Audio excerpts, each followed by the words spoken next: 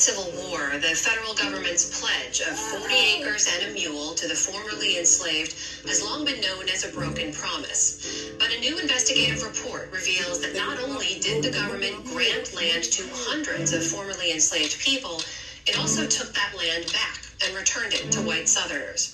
That 2-year reporting project done by the Center for Public Integrity, Reveal, and Mother Jones is now the largest collection of land titles from the 40 Acres program ever to be analyzed and published.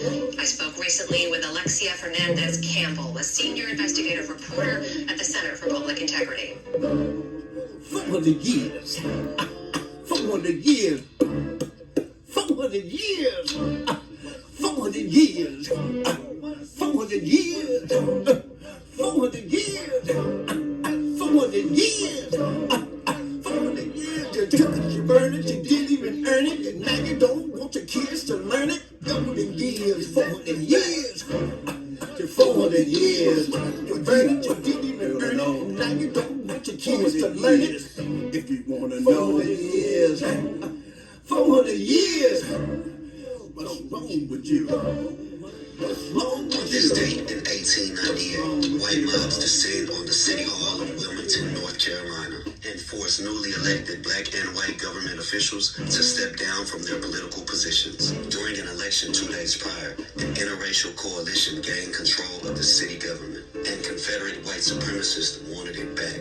Following the election, mobs of angry white men killed dozens of black residents and burned down the black newspaper office in Wilmington, which had one of America's Black Wall Streets. Colonel Alfred Moore Waddell led the mobs. He was a devout white supremacist who said he would choke the currents of the Cape Fear River with black bodies.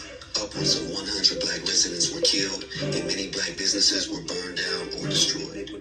around my neck? They took me from the motherland. Then they came over here and took my real land. Then they took me from the motherland.